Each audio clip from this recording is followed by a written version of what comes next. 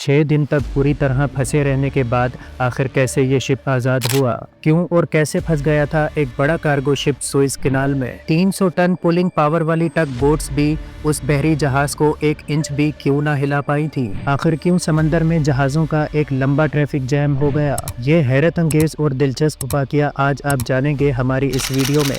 Welcome back to Amar informative.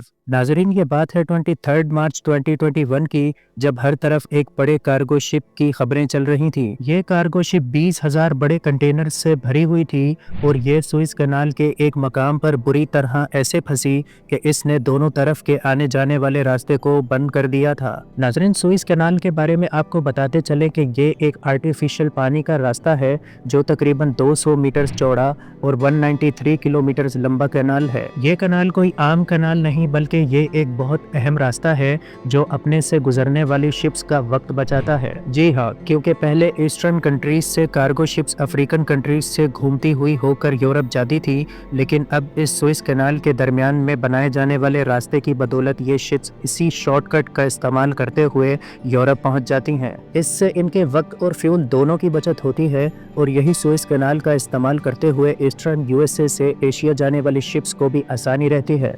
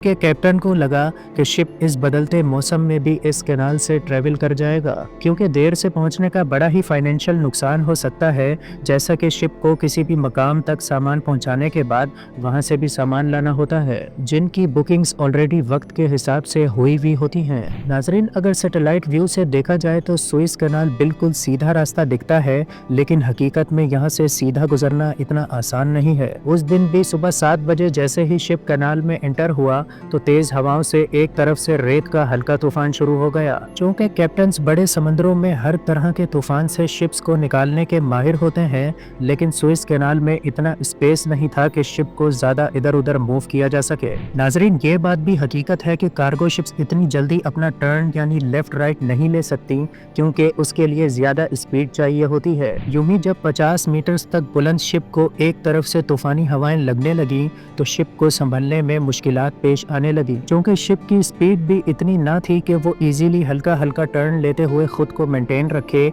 बिलाखिर captain ने ship की speed को बढ़ाने का सोचा। स्पीड बढ़ते ही शिप ने हवा के प्रेशर को तो फेस कर लिया, लेकिन बढ़ती स्पीड की बदौलत साइड के पानी का प्रेशर कम हो गया और इसी वजह से कैप्टन ने नोटिस किया कि शिप राइट साइड पर स्टक होती जा रही है। अभी कैप्टन स्पीड बराबर ही करता कि शिप का फ्रंट पूरी तरह राइट साइड मिट्टी में धंसता चला गया और शिप का टेल लेफ्ट साइड पर हो गया, यानी शिप अब एक 45 डिग्री के एंगल पर पूरे सुएज कैनाल की चौड़ाई में फंस चुकी थी। ये ब्लॉकेज काफी अजीब तरह से हुई थी। वैसे तो एवरेज सुएज कैनाल से 70 से 80 के करीब शिप्स गुजरती थी, लेकिन चूंकि ये कोविड पेंडेमिक के दौर का क्रॉस टाइम था, जिसकी वजह से पूरी दुनिया में सामान लाने ले जाने के लिए काफी ज्यादा तादाद में शिप्स आ जा रही थी। यही वजह थी कि सुएज कैनाल से भी मामूल से ज्यादा ही शिप्स का गुजर हो रहा था और पहले ही दिन स्टक हुई एवर गिवन शिप के आसपास 100 से ज्यादा शिप्स की ट्रैफिक जाम हो चुकी थी। इस खबर ने पूरी दुनिया को परेशान कर दिया था,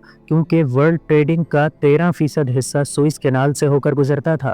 अब इस ब्लॉकेज साइट पर शिप को निकालने का काम शुरू कर दिया गया था। शिप के फ्रंट के बारे में कहा गया कि कि ये पूरी तरह मिट्टी में धंसा हुआ था। शिप के फ्रंट से मिट्टी निकालने के लिए कई एक्सकेवेटर्स अपने काम में लगे हुए थे, लेकिन इतने बड़े शिप के फ्रंट से मिट्टी निकालने का काम इतना आसान न था। 6 दिन लगातार कोशिश के बावजूद भी शिप के फ्रंट को निकाला ना जा सका और इस वक्त उस पॉइंट पर 450 बड़े कार्गो वेसल्स उसी कैनाल के पीछे रेड सी में स्टक हुए खड़े थे। अब शिप पर इंटरनेशनली काफी प्रेशर बढ़ गया, जिसकी वजह से उन्होंने शिप के सामान को अनलोड करने का फैसला किया। उनके मुताबिक अगर शिप का वेट कम किया जाएगा तो फंसे हुए शिप को आसानी से निकाला जा सकेगा, लेकिन मसला ये था कि शिप को अनलोड करने में भी 10 से 15 दिन का वक्त चाहिए था। इसी गहमा गहमी में कुदरती ताकत का उबाल उठा और 28 मार्च को सुपर मून होना एक्सपेक्टेड था, और हम जानते ही हैं कि फुल मून के टाइम पर समुद्री लहरें काफ़ी बुलंद हो जाती हैं और उनमें काफ़ी हरकत आ जाती है, जिसकी वजह से पानी का लेवल भी बढ़ जाता है। इसी सुपर मून की वजह से सुएज कैनाल में भी पानी का लेवल बढ़ गया और शिप खुद ब खुद ऊपर की तरफ उठ गई कि उसको आसानी से 2 टग बोट्स ने बाहर खींच निकाला और एवर गिवन अब पूरी तरह अपने ट्रैक पर वापस आ गई। इस बात को सेलिब्रेट करने के लिए फॉग हॉर्न्स बजने लगे, लेकिन 6 दिन तक उस वेसल के फंसे रहने की वजह से अब तक $57 बिलियन का नुकसान हो चुका था और जैम शिप्स को भी अगला पूरा हफ्ता लगा था सुएज कैनाल से होकर गुजरने में। यानी इस बात से ये समझ आता है कि किस तरह शिपिंग का पूरी दुनिया में गहरा असर है। उम्मीद है ये वीडियो भी आपको पसंद आई होगी। अगर पसंद आई है तो चैनल को सब्सक्राइब कर दें। आपसे मिलते हैं ऐसी ही अगली दिलचस्प वीडियो में।